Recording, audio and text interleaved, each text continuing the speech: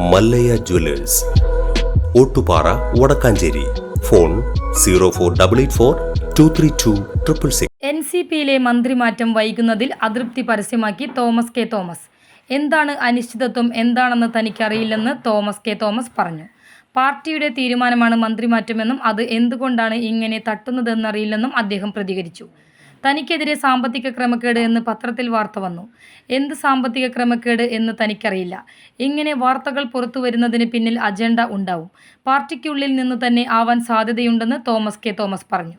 തനിക്ക് എന്തെങ്കിലും അയോഗ്യതയുണ്ടോ എന്ന് പറയേണ്ടത് ജനങ്ങളാണെന്ന് അദ്ദേഹം പറഞ്ഞു.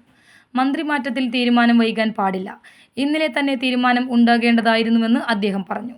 NCPയുടെ അവകാശം തങ്ങൾ രേഖാമൂലം കൊടുത്തെന്നും എന്താണ് തോമസ് കെ തോമസിന്റെ അയോഗ്യത എന്ന് മുഖ്യമന്ത്രി തന്നെ വെളിപ്പെടുത്തണമെന്നും അദ്ദേഹം ചോദിച്ചു.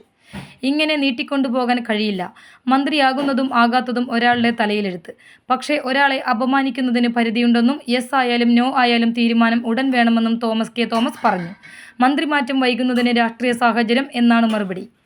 എന്താണ് രാഷ്ട്രീയ സാഹചര്യം എന്ന് വ്യക്തമാക്കണമെന്ന് തോമസ് കെ തോമസ് ആവശ്യപ്പെട്ടു.